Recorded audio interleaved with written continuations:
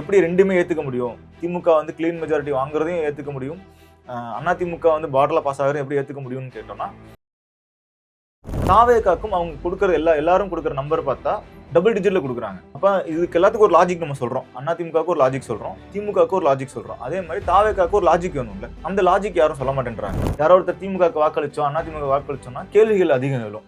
திமுக ஏன்னா ஒரு 70 வருஷ கட்சி 60 வருஷ கட்சின்றப்போ வருஷத்துக்கு ஒரு இஷ்யூ அப்படின்னு எடுத்துக்கூட 60 இஷ்யூஸ் இருக்கும். தாவேகாக்கு அந்த பிரச்சனை இல்லை. 3 வருஷத்துல 1 வருஷம் ஆக்டிவா இருந்தோம். அதுல 1 வருஷத்துல கரூர் இன்சிடென்ட் மட்டும் இருக்கும். பட் அதை தாண்டி இன்னைக்கு தாவேகாவும் ஆட்சியை பிடிக்குமா ஒரு புதிய கட்சி அப்படின்ற ஒரு கன்ஃபியூஷனோ இல்ல எக்ஸிட் போல் அந்த நம்பர்ஸோ எங்க இருந்து வருதுன்னு நினைக்கிறீங்க? அது வந்து சோஷியல் மீடியா ஹைப் தான். எப்படி வந்து மாற்றம்ன்ற பொலிட்டிக்கல சேஞ்ச் அப்படின்றது ஒரு கீவேர்டை வச்சிருக்காங்க பொலிட்டிக்ஸ்ல. விஜய்ன்றது ஒரு கீவேர்டு அல்காரிதம். நீங்க விஜய் போடாம கண்டென்ட் எந்த கண்டென்ட் போகாது. இப்போதைய நிலைமைக்கு உதயசூரியன் வந்து பச்சை குத்தி மேல திமுக பச்சை குத்தி இருக்காரு. ஷாக்கு, என்னங்க திமுக பச்சை குத்தி இருக்கீங்க, தாவேகாக்கு போட்டு அந்த பசங்களோட சேர்ந்து பேசிட்டு இருக்கீங்க அப்படின்னு. அவங்களுக்கு அரசியல்லாம் சொன்னா தெரியுமா எதுக்கு தம்பி சண்டை? அப்படிதான் பாக்குறாங்களா? திமுக அதிமுகவுக்கு வாக்களிச்சா நீங்க ஐடியாலஜி பேசணும்ல. பெரியார் கொள்கை சொல்லணும், அண்ணா கொள்கை சொல்லணும், கலைஞர் இதெல்லாம் பண்ணாருன்னு சொல்லணும், இருமொழி கொள்கை ஏன் நீங்க வந்து ஆதரிக்கிறீங்கன்னு சொல்லணும். அவரும் வந்து பெரியார் வச்சிருக்காரு, அவரும் வந்து அம்பேத்கர் வச்சிருக்காரு, அவரும் வந்து காமராஜர் வச்சிருக்காரு. ஆனா திருமாவளவன் மூச்சுக்கு 300 தடவை அம்பேத்கரை கோட் பண்ணிக்கிட்டே இருக்காரு. நீங்க போட்டோக்காக பின்னாடி வச்சுக்கிட்டீங்கன்னா நீங்க பூமர் கிடையாது. 2 பேரும் ஒரு அரசியல் முன்னெடுத்து இவ்வளவு நாள் பேசிட்டே இருக்காங்க, பிரச்சாரம் பண்றாங்க, உழைப்பு போட்டிருக்காங்க. அப்ப அதெல்லாம் எதுவுமே பண்ணாம ஒருத்தர் இங்க வந்திருக்காரு அப்படின்னா ஏதோ ஒண்ணு அவங்க பார்க்க தவறி இருக்காங்க அப்படின்றதுதான் வந்து பொருள். அது எதை பார்க்க தவறி இருக்காங்க? 2 கட்சிகளுமே வந்து சுயபரிசோதனை பண்ணணும்.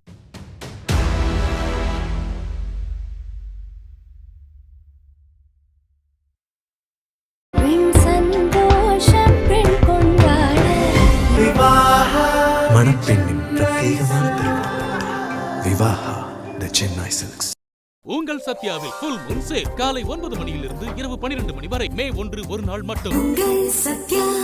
தி டிபேட் நேயர்களுக்கு வணக்கம். இன்றைய சிறப்பு நேர்காணலில் நம்மோடு இணைந்திருப்பவர் பத்திரிகையாளர் பிரபாகர் அவர்கள். வாங்க பேசலாம். வணக்கம் சார். வணக்கம். நல்லா இருக்கீங்களா? நல்லா இருக்கேன். தேர்தலுக்கு பிந்தைய கருத்து கணிப்புகள் வெளியாகி இருக்கு. கருத்து கணிப்புகளுடைய நம்பர்ஸ் பத்தி நம்ம நேத்துல இருந்து டிஸ்கஸ் பண்ணிட்டு இருக்கோம். ஸோ அந்த வகையில பார்க்கும்போது சில நம்பர்ஸ் வந்து டிஎம்கேக்கு ஃபேவரா இருக்கு, சில நம்பர்ஸ் ஏடிஎம்கேக்கு ஃபேவரா இருக்கு. பட் ஆனால் மேஜரா திமுக தான் இந்த தேர்தலில் வெற்றி பெறும் அப்படின்ற மாதிரி தான் இந்த எக்ஸிட் போல்ல இருக்கு. தாவேகாவுக்கு மட்டும் மை ஆக்சிஸ் இந்தியா கொடுத்திருக்கக்கூடிய நம்பர்ஸ் அண்ட் மற்றவர்கள் கொடுத்திருக்கக்கூடிய நம்பர்ஸ் எல்லாமே வந்து டபுள் டிஜிட்ல இருக்கு. அண்ட் மை ஆக்சிஸ் இந்தியா கிட்டத்தட்ட தாவேகா வெற்றி பெறதுக்கான ஆட்சியை பிடிக்கிறதுக்கான வாய்ப்பு இருக்கு அப்படின்னு சொல்றாங்க. உங்களுடைய பார்வை என்ன இந்த எக்ஸிட் போல்ஸ்? மற்ற எக்ஸிட் போல்ஸ், அதாவது மற்றும் 7 எக்ஸிட் போல் நேற்று வரைக்கும் வந்திருந்தது. இப்போ ஒரு எக்ஸிட் போலும் வந்திருக்கு. ஸோ மொத்தம் 8. இந்த 8வது பற்றி முழுமையான தகவல் தான் வர ஆரம்பிச்சிருக்கு. 7 எடுத்துட்டோம்னா 4 எக்ஸிட் போல்ஸ் வந்து, நான் 7ன்னு சொல்றது நிறையா வந்திருக்கு. ரீஜனல் லெவலில் நிறையா வந்திருக்கு. 7ன்றது தேசிய லெவலில் 5 மாநில தேர்தல் எடுக்கிறவங்க ரெகுலராக எடுக்கிறவங்கன்ற 7 வந்திருக்கு. அதில் 4 பேர் வந்து திமுக வந்து ஆட்சி அமைக்கிறதுக்கான வாய்ப்பு இருக்குது அப்படின்ற நம்பர் கொடுத்துருக்காங்க. மிச்சம் 2 வந்து ஒன்று வந்து ஒரு மாதிரி ரொம்ப க்ளோஸ் மார்ஜினில் இருக்கும், ஒரு தொங்கு சட்டசபை வரலான்ற மாதிரியும், இன்னொரு நபர் வந்து அதிமுகவுக்கு ஒரு பார்டரில் பாஸ் ஆவாங்க அப்படின்ற மாதிரி நம்பர் கொடுத்துருக்காங்க. இந்த நம்பர்ஸ் எல்லாமே வந்து ஓரளவுக்கு ஓகேன்றோம். எப்படி ரெண்டுமே ஏற்றுக்க முடியும்? திமுக வந்து கிளீன் மெஜாரிட்டி வாங்குறதையும் ஏற்றுக்க முடியும், அதிமுக வந்து பார்டரில் பாஸ் ஆகிறதையும் எப்படி ஏற்றுக்க முடியும்னு கேட்டோம்னா, ஒரு 3 கார்னர் ஃபைட் அல்லது 4 கார்னர் ஃபைட். இன்ஃபேக்ட் ஏன்னா 4 கார்னர் ஃபைட்டுன்னு தான். ஏன்னா நாம் தமிழர் கட்சியும் பல இடங்களில் வந்து நல்ல வாக்குகள் பெறாங்க. உதாரணம் தென் மாவட்டங்களில் பல மாவட்டங்கள் பல தொகுதிகளில் நல்ல எண்ணிக்கையிலான வாக்குகள் பெறும் பொழுது இது 4 கார்னர் ஃபைட்டு தான். அப்போ அங்கே டிஃபரன்ஸ் மார்ஜின் வந்து ரொம்ப கம்மியாக இருக்கும். கடந்த தேர்தல்களில் பார்க்குறப்போ 2016 வந்து 88 தொகுதிகளில் வந்து மார்ஜின் வந்து வெறும் 5% கம்மியாக தான் இருந்திருக்கு. அது வந்து 2021 சட்டசபை தேர்தலில் 67 தொகுதிகளில் வந்து மார்ஜின் வந்து 5% குறைவாக தான் இருந்திருக்கு. அந்த 66ல் 44 வந்து திமுக வெற்றி பெற்ற தொகுதிகள், 22 வந்து அதிமுக வெற்றி பெற்ற தொகுதி. ஸோ அப்படி மார்ஜின் வந்து இப்படிதான் காலங்காலமாக இருக்குன்றப்போ அங்கே மார்ஜின் வந்து இன்னும் குறையும். அதனால அது எந்த பக்கம் போகுதுன்னு தெரியாம அவங்க எடுத்த நேரம், யார்ட்டெல்லாம் எடுத்தாங்க, எந்த பகுதியில் எடுத்தாங்க, எந்த நேரத்தில் எடுத்தாங்க, காலையில் எடுத்தாங்களா, மதிய நேரத்தில் எடுத்தாங்களா, மாலை நேரத்தில் எடுத்தாங்களான்றத பொறுத்து மாறும். அதனால இந்த 6மே வந்து இந்த திராவிட கட்சிகள் கொடுக்கறதுல நம்மளுக்கு ஒன்றும் பிரச்சனை இல்லை. பிரச்சனை இல்லைன்னு சொல்றதை விட அந்த நம்பர் ஓரளவுக்கு ஒரு close to reality, close to the ground ரியாலிட்டின்ற மாதிரி இருக்கு. தாவேகாக்கும் அவங்க கொடுக்குற எல்லாரும் கொடுக்குற நம்பர் பார்த்தா டபுள் டிஜிட்ல கொடுக்குறாங்க. அப்ப இதுக்கு எல்லாத்துக்கும் ஒரு லாஜிக் நம்ம சொல்றோம். அதிமுகவுக்கு ஒரு லாஜிக் சொல்றோம், திமுகவுக்கு ஒரு லாஜிக் சொல்றோம். அதே மாதிரி தாவேகாவுக்கு ஒரு லாஜிக் வேணும்ல. ஒரு சதவீதம் சொல்லி அந்த சதவீதத்துக்கு நீங்க இந்த நம்பர் வருவாங்க, இந்த பர்சன்டேஜ் ஆஃப் ஓட் ஷேருக்கு இந்த நம்பர் ஆஃப் சீட்ஸ் வரும்னு ஒரு லாஜிக் சொல்லணும்ல. அந்த லாஜிக் யாரும் சொல்ல மாட்டேன்றாங்க. ஒரே அந்த 4 பேர் திமுக வரும் அல்லது திமுகவுக்கு ஒரு எட்ஜ் இருக்குன்னு சொன்ன கருத்து கணிப்புகளில் அல்லது எக்ஸிட் போல்ஸ் ரிசல்ட்ஸில் ஒருவர் மட்டும்தான் வந்து 23, அதாவது உச்சபட்சமாக கொடுத்துருக்க சதவீதம் வந்து 23. அவங்க மட்டும் தான் 23% கொடுத்து ஒரு 16லேருந்து 18 தொகுதிகள் பெறுவாங்க அப்படின்னு சொல்லியிருக்காங்க. I think vote vibe pulse or vote பல்ஸ்ன்னு நினைக்கிறேன். அந்த நிறுவனம் மட்டும்தான் அந்த சதவீதத்தை கொடுத்துருக்காங்க. அந்த 23%மே ஒரு டீசெண்டான, அது ஒரு குறைஞ்சபட்ச லாஜிக் இருக்கு அதுல. ஆனா அந்த 23%க்குமே வந்து ஒரு 16லேருந்து 18 வாங்குவாங்களா, 2 இலக்கத்துல தொகுதிகள் பெறதுக்கான சூழல் இருக்கான்னு கேட்டா இல்ல. ஏன்னா இதை வந்து நீங்க கடந்த தேர்தல் சொல்லுவாங்க, ஒருவேளை திமுக வந்து 25-26% தான் வாக்கு வாங்கினாங்க, 90 தொகுதிகளை ஜெயிச்சு ஒரு ஒரு ஒரு ஒரு அதாவது ஒரு மைனாரிட்டி கவர்மெண்ட் அமைச்சாங்களே அப்படின்னு சொல்லலாம். ஆனா அங்க திமுக போட்டிட்டதே வெறும் 125 தொகுதிகள் தான். இன்னொன்று அந்த 125 தொகுதிகளில் திமுக போட்டிட்டாலும் அவங்க ஒரு கூட்டணி வச்சிருந்தாங்க. அதெல்லாம் சேர்த்து தான், அதெல்லாம் கியூமுலேட்டிவாக தான் நம்ம அவங்க அந்த ஓட் ஷேரை பார்க்கணும். இங்கே பார்க்கும் பொழுது இவர் 234 தொகுதியில் போட்டிடுறாரு. அப்போ 234 தொகுதியில் போட்டிட்டு அவர் இரட்டை இலக்கத்தில் நம்பர்கள் வாங்குறாரு அப்படின்னா 35% குறைஞ்சபட்சம் வெற்றி வாய்ப்பு பெறதுக்கு வேணும். அப்போ கிட்டத்தட்ட ஒரு 10 அந்த அவங்க வெல்ற தொகுதிகள்லாம் 35க்கு மேலே எடுக்கிறாரு அப்படின்னா அந்த ஆவரேஜ் ஈஸியாக வந்து 25 தாண்டணும். ஆனால் 25லேருந்து 25 தாண்டணும். அப்போ தான் வந்து அந்த நம்பர்லாம் சொல்ல முடியும்.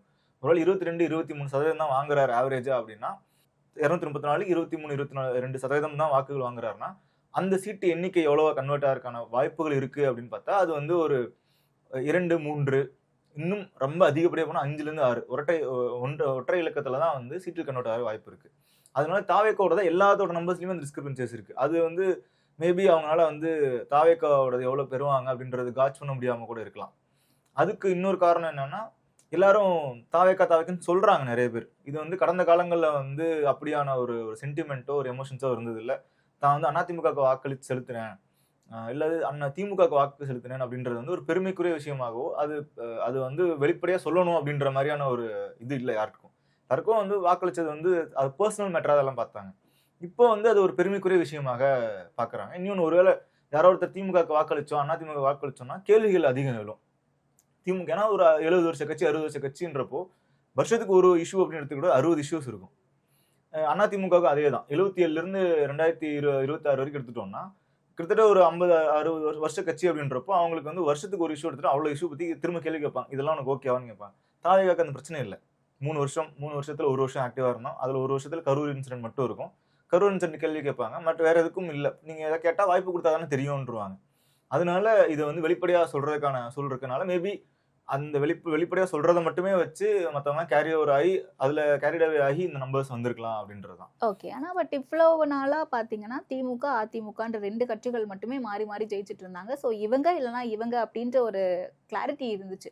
பட் இந்த முறை தாவேக்கா வரும்போது காம்படிஷன் அதிகமாக இருக்கிறத பார்க்க முடியுது. அது ஒரு ட்ரெண்டாக மாறி இருக்குன்னு சொன்னீங்க. ஆக்சுவலி அது ஒரு நல்ல பாயிண்ட்டை நான் பார்க்குறேன். பட் அதை தாண்டி இன்னைக்கு தாவேக்காவும் ஆட்சியை பிடிக்குமா ஒரு புதிய கட்சி அப்படின்ற ஒரு கன்ஃபியூஷனோ இல்லை எக்ஸிட் போல் அந்த நம்பர்ஸோ எங்கே இருந்து வருதுன்னு நினைக்கிறீங்க? அது வந்து சோஷியல் மீடியா ஹைப் தான். சோஷியல் மீடியா ஹைப்பில் இதுக்கு அவர் வந்து தேர்தல் கட்சி ஆரம்பிக்கிறேன், தேர்தலுக்கு வரேன்னு சொல்கிறதுக்கு முன்னாடி வரைக்கும் அவர் வந்து ஒரு சினிமா பிரபலம், ஒரு சினிமா நடிகர். சினிமா நடிகருக்குமே வந்து அவர் உச்சபட்சமாக இருந்தார், உச்ச நடிகராக இருந்தார் அப்படின்னு சொல்கிறதெல்லாம் அவர் தான் சொல்லிக்கிறார். 2016க்கு முன்பு வரையுமே கூட எல்லா ஸ்கூல் காலேஜஸ்லையுமே வந்து உங்களுக்கு அஜித் விஜய் ஃபேன்ஸ் அப்படின்னு இருக்கும். அப்போ யாரை வந்து அங்கே அதிகமாக வந்து கலாய்ப்பாங்க அல்லது வந்து இவங்க ஃபேன்ஸான்னு சொன்னாலும் அது விஜய் ஃபேன்ஸ் தான் அதிகம் பாதிக்கப்பட்டிருப்பாங்க. அப்போ காலேஜோ ஸ்கூல்லையோ வந்து அஜித் தான் அங்கே கெத்தாக இருந்திருப்பாங்க. விஜய் ஃபேன்ஸ்லாம் வந்து எதுக்கு மம்புன்னு சொல்லிட்டு நானும் அஜித் ஃபேன் தான் அந்த கூட்டத்தை சொல்கிறதெல்லாம் நம்ம பார்த்துருந்துருப்போம். இது வந்து 2016க்கு பிறகு தான் வந்து ஒரு பிஆர் அப்படின்றது உள்ள வருது. பிஆர் வந்து நிறையா பண்ண ஆரம்பிக்கிறாங்க. அதாவது தெரியும், பப்ளிக் அவுட்ரீச் நிறையா பண்ண ஆரம்பிக்கிறாங்க. சமூக வலைதளங்கள் பெருக்கமாகுது. அங்கே வந்து நிறைய ஐடிஸ், சோஷியல் மீடியா அக்கௌண்ட்ஸ் நிறையா வருது. அவங்க ஒரு நபரே வந்து ஒரு 10 அக்கௌண்ட் ஓப்பன் பண்ணி கிரியேட் பண்ணி சண்டை போடுறது. அந்த என்கேஜ்மெண்ட் ரேஷியோ போகும்பொழுது இவங்களுக்கு உருவானது இப்போ இருக்க அந்த விர்ச்சுவல் வாரியர்ஸ்ன்னு சோகால்டு விர்ச்சுவல் வாரியர்ஸ்ன்றவங்க எல்லாருமே வந்து சினிமா ட்ராக்கர்ஸாகவும் விஜய்க்காக சமூக வலைதளத்தில் விஜய்க்கு அஜித் சண்டையில் போட்டுருந்தவங்க, ஊர் சண்டை போட்டுட்டு இருந்தவங்க, அவங்க அந்த நம்பர் ஆல்ரெடி வந்து அந்த யூனிவர்ஸ் சோஷியல் மீடியாவோட விஜய், அதாவது சினிமா சோஷியல் மீடியா யூனிவர்ஸே வந்து பெருசு. பொலிட்டிக்கல் சோஷியல் மீடியா யூனிவர்ஸ்ன்றது வேற. அப்போ இப்படி இருக்கப்போ பொலிட்டிக்கல் சோஷியல் மீடியா யூனிவர்ஸில் இதுக்கு முன்னாடி யார் இருந்தான்னா நாம் தமிழர் கட்சி தான் இருந்தது. நீங்கள் நாம் தமிழர் கட்சியை எதிர்த்து அல்லது அவங்க விமர்சித்து எந்த கருத்தும் பதிவிட முடியாது. அதுக்கு கேள்வி கேட்கறதுக்கோ அல்லது அந்த வீடியோக்களோட ரீல்ஸ், லைக், ஷேர், கமெண்ட் இதெல்லாம் பார்த்தா தாவேக்காவுடைய தான் அதிகமாக இருந்தது. நாம் தமிழருடைய தான் அதிகமாக இருந்தது அரசியல் ரீதியாக. இவர் வெறும் சினிமாவில் மட்டும்தான் அந்த எக்கோசிஸ்டம் வச்சிருந்தாரு. இப்போ அதே எக்கோ சிஸ்டத்துலேருந்து ஒருத்தர் அரசியலுக்குள்ள வர்றாருன்றப்போ அது இன்னும் பம்பார்ட் ஆகுது, மல்டிப்ளேயர் எஃபெக்ட் ஆகுது. ஆல்ரெடி உங்களுக்கு அரசியலில் வந்து ஒரு மாற்றம் வேணுன்றதுக்கோ அல்லது இந்த 2 திராவிட கட்சிகள் அல்லது இந்த மாற்றி மாற்றி வர்றாங்க அவங்களுக்கு பெரிய குற்றச்சாட்டுகள் இருக்காது, இவங்க இந்த பாலிசி இதெல்லாம் பண்ணலை அப்படின்னு இருக்காது. எதுக்கு இவங்க 2 பேரும் மாறி மாறி வரும், நாங்கள் 3வது ஒருத்தர் கொடுத்து பார்ப்போமே. ஒரு ஆசை தான், சினிமாவில் பார்க்குற மாதிரி இல்லை வந்து நேபாளில் பார்க்குற மாதிரி அல்லது டெல்லியில் அரவிந்த் கெஜ்ரிவால் வந்தார் அந்த மாதிரி ஒரு ஆசை தான். 3வது ஒருத்தர் கொடுத்தா இருக்கணும், ஒரு செக்ஷன் ஆஃப் பீப்புள் முன்னாடி இருந்துகிட்டே இருப்பாங்க, அவங்க சோஷியல் மீடியாவில் இருந்திருப்பாங்க. ஸோ அவங்க சினிமாவும் பின்பற்றி இருந்திருப்பாங்க, விஜயையும் பின்பற்றி இருந்து. அப்போ அவரே நம்ம திரையில பார்த்த ஒருவரே வந்து தரையில் வந்துட்டார் அப்படின்ற மாதிரி சினிமாவில் பார்த்த ஒருவரே பொலிட்டிக்ஸ்க்கும் வந்துட்டாருன்னா அவங்களுக்கு இன்னும் அப்ரோப்ரேட் பண்ணுறது இன்னும் ஈஸியாக இருந்திருக்கும். ஸோ அதனால நம்மளுக்கு சோஷியல் மீடியாவில் அந்த பம்பார்ட் பண்ணுறது அந்த நம்பர் வந்து இன்னும் பெருசாகுது சமூக வலைதளங்களில். ஒன்று அதுதான் வந்து டிஜிட்டல் மீடியாவில், நான் சோஷியல் மீடியான்னு சொன்னதுக்கப்புறம் டிஜிட்டல் வர்றப்போ அது வெப்சைட் ஆகலாம், யூடியூப் ஆகலாம், அல்ல இன்ஸ்டாகிராம், இங்கெல்லாம் வந்து அவங்க சார்ந்த கண்டென்ட் அது வந்து ஒரு கீவேர்டாக மாறுது. எப்படி வந்து மாற்றம்ன்றது பொலிட்டிக்ல சேஞ்ச் அப்படின்றது ஒரு கீவேர்டை வச்சிருக்காங்களா பொலிட்டிக்ஸ்ல, விஜய்ன்றது ஒரு கீவேர்டு அல்காரிதம்ல. நீங்க விஜய் போடாம கண்டென்ட் போக எந்த கண்டென்ட் போகாது இப்போதைய நிலைமைக்கு. தேர்தலில் நீங்க வந்து விஜய் சாங் வச்சாலும் சரி, விஜய் பேசினாலும் சரி, விஜய் பத்தி பாராட்டி பேசினாலும் சரி, விஜய் பத்தி திட்டி பேசினாலும் சரி, அல்காரிதம் ஆட்டோமேட்டிக்கா அல்காரிதம் அவங்ககிட்ட கொண்டு சேர்க்குது. அந்த கீவேர்டுக்கு ரீச் ஜாஸ்தி இருக்கு. ஸோ இப்போ நம்ம அப்போ என்ன நினைக்குது, நம்ம யூனிவர்ஸ்குள்ள நம்மளை சுற்றி இருக்க யூனிவர்ஸ்குள்ளேயும் நம்ம அதை திரும்ப கேட்டுக்கிட்டே இருக்கோம். இன்னொன்று இந்த வாக்களிச்சது வந்து வெளிப்படையாக சொல்ற தன்மையும் வந்து இப்போதான் வருது. கடந்த 2021 தேர்தல் அதுக்குள்ள சொன்ன மாதிரி அவள் வெளிப்படையாக சொல்ல மாட்டாங்க. அப்போ நீங்கள் இப்போ அதிமுக எவ்வளோ பேர் வாக்களிச்சு இப்போ அதிமுக ஓட்டே போட்டிருக்க மாட்டாங்களா, திமுக யாரும் ஓட்டே போட்டிருக்க மாட்டாங்களா? நான் இப்போ நீங்கள் சொல்கிற மாதிரி நானும் கேட்டப்போ எனக்கு திமுகவுக்கு யாரும் ஓட்டு போட்டோன்னு சொல்லவும் இல்லை, அதிமுக யாரும் ஓட்டு போட்டோன்னு சொன்னவும் இல்லை அப்படின்னா இல்லை நிறையலாம் சொல்லிட்டு இருக்காங்க.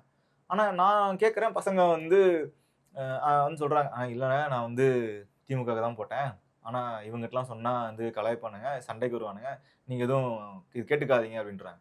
அதிமுகவுக்கு போட்டவங்களும் அவ்வளோதான். அதிமுக அவன் ஒரு லாஜிக் வச்சிருக்கான், இல்லை எனக்கு வந்து அவங்க தான் பிடிக்கும், என்னை வந்து ஆல் பாஸ் பண்ணி விட்ருக்காரு இபிஎஸ், இல்லாட்டி நான்லாம் வந்து டிகிரி வாங்கியிருக்க முடியுமாண்ணா அப்படின்னு சின்ன பசங்கள்லாம் சொல்கிறாங்க. இப்போ ஒரு பையன் வந்து மாஸ்டர்ஸ் படிச்சுட்டு இருக்கான், ஒருத்தவங்க வந்து 26 வயசு அவங்களுக்கு, அவங்க வந்து வேற ஒரு இதுக்கு ப்ரிப்பேர் பண்ணிட்டுருக்காங்க. இப்போ இவங்க எல்லாருமே வந்து மாற்றுக் கட்சிகளுக்கு போட்டாலும் ஒரு குழு மனப்பான்மையில், அதாவது வந்து ஒரு மாப் சைக்காலஜி மாதிரி அந்த மாப்புக்குள்ள இருக்கப்போ அவங்க வந்து தாவைக்கான்னு சொல்லிட்டு போயிடுறாங்க. இன்னொருத்தர் 57 வயது, இவங்கெல்லாம் அனக்டோட்டெல்லாம் நிறைய பேர் சொல்கிறனால நானும் அனக்டோட்டலாக சொல்கிறேன். இப்போ அந்த அனக்டோட்டில் பார்த்தா அவர் வந்து ஒரு டீ கடையில் வேலை பார்க்குறாரு. அவர் அந்த கடையில் வர பசங்கள்லாம் தாவைக்கான்னு பேசிகிட்டே இருக்காங்க. அந்த பசங்க அங்கேயே வந்து அதுலேயே வந்து மாற்றுக்கருத்துகள் இருக்குது, அந்த பசங்களாம் மட்டும் சொல்லியிருக்காங்க.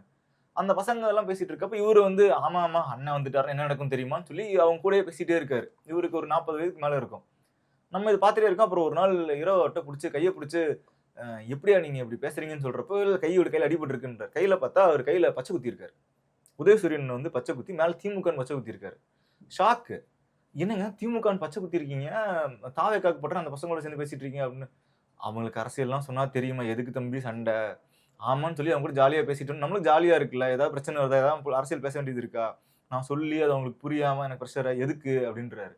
ஸோ இதெல்லாம் வந்து அவர் பச்சை குத்தி இருக்காருன்றதே நம்ம கையை இது பண்ணி பார்க்கறோம்னு தெரியுது.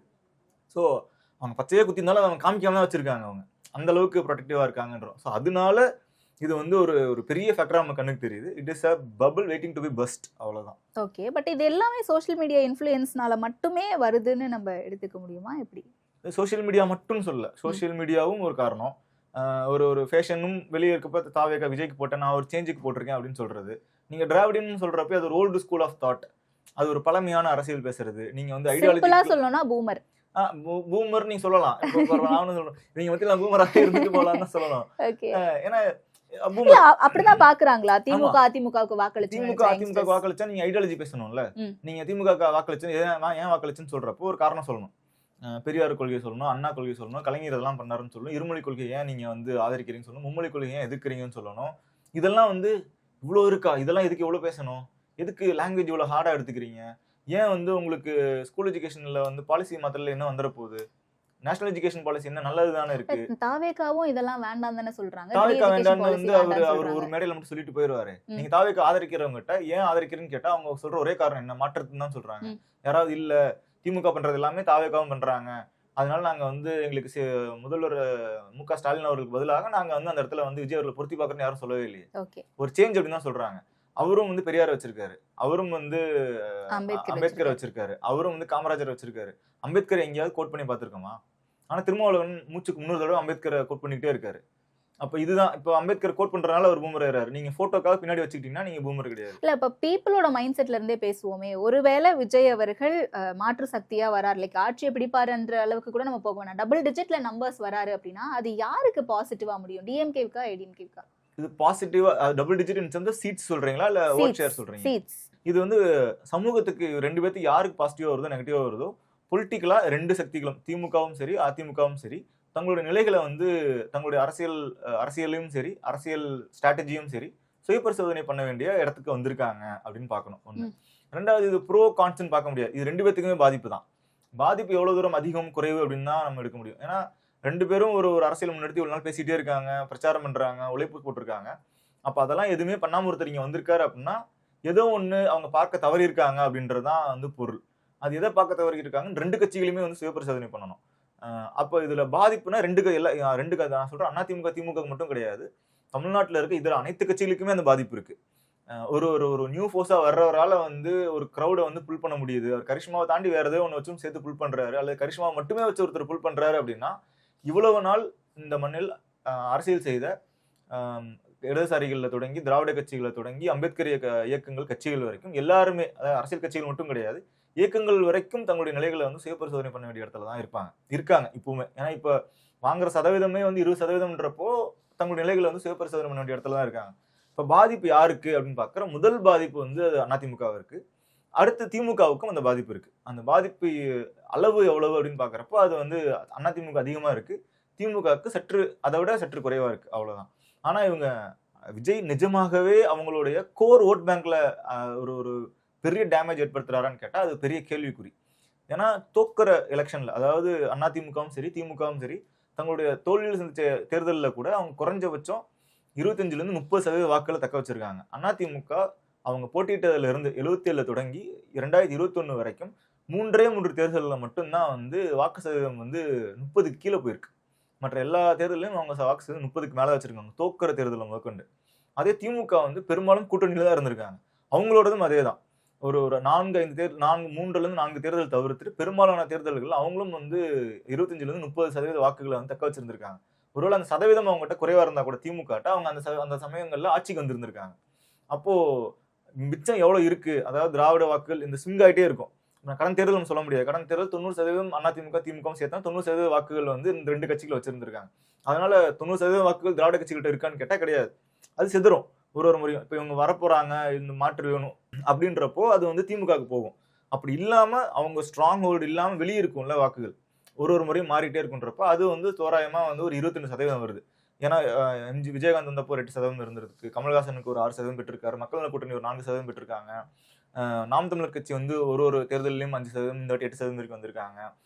அப்புறம் இந்த ஸ்விங் ஆகிட்டே இருக்க ஓட்டர்ஸ் இருப்பாங்க. இதெல்லாம் சேர்த்தனோம்னா திராவிட கட்சிகளுக்கான கோர் ஓட்டை தவிர்த்து வெளியே இருக்கிறது 22.